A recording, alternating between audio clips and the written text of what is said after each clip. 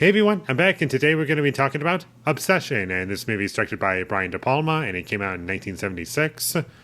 And I've seen a few Brian De Palma films. I've seen Carrie, Mission Impossible, and The Untouchables, and Scarface, that one I've seen, and he has made good movies, and there are ones that I do enjoy more than others, but they're not films that I would necessarily be rushing back to and really want to rewatch. Going into this movie, I was like, okay, at least if this movie is at least decent, then I'll be able to say that wasn't a waste of time and I got something out of it, or like I was entertained throughout the whole thing, or just I don't want my time to be wasted at the very least. And that's what I was hoping for, and unfortunately, this movie didn't even live up to that. There were some things that I liked. There are some good things, but overall, it's kind of a mess, and I didn't really connect with it, unfortunately. But the things that I like are just the look of the film. It looks very 70s, and I like that about it, and it was well shot throughout for most of it. The acting's pretty good. It wasn't taken out by the performances for the most part, and from a technical perspective, I didn't really have many issues with it, and there were some side characters that were entertaining to me, like John Lithgow. He was kind of entertaining at times, and some other side characters who didn't have a lot of screen time, but I still enjoyed seeing.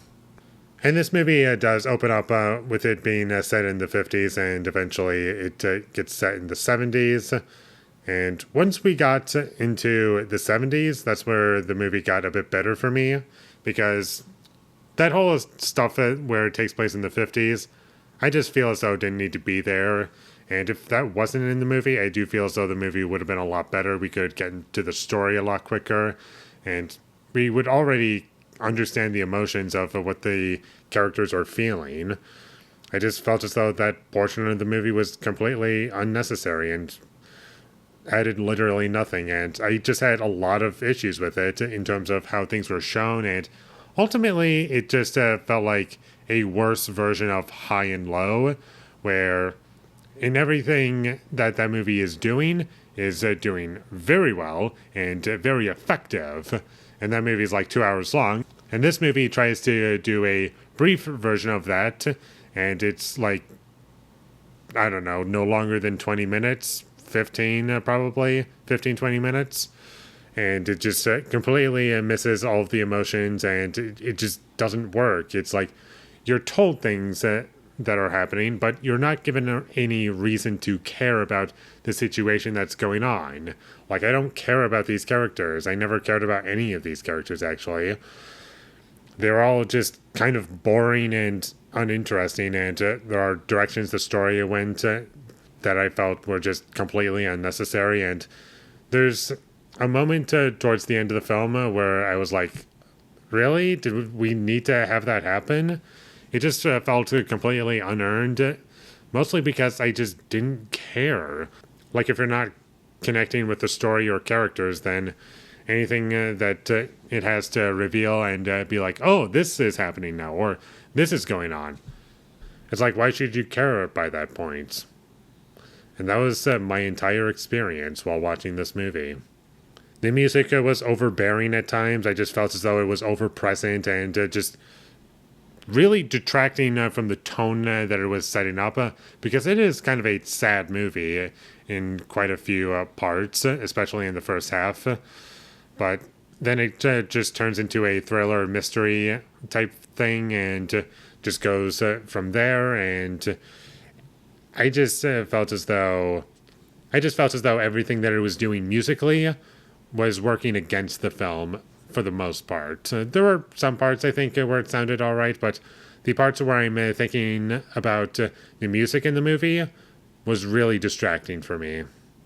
The romance scenes in this movie didn't really do much. I just didn't really feel as though there was any chemistry going on, and this movie definitely has good ideas sprinkled throughout the runtime, but unfortunately they're just not explored in a way that I find to be particularly interesting or engaging, and just done better in other movies. And you can very clearly see a vision of this movie that is handled very well and pretty dark and almost kind of like incredible. Like, that's the movie that I want to see, but instead we got this, which is trying to be other things that I just don't connect with.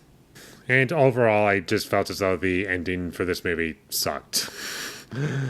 I just didn't feel as though it was the right ending to take with this film, and it just sucked overall for me. And that's about all I have to say about Obsession. It was boring, stupid, didn't care about any of the characters or the story.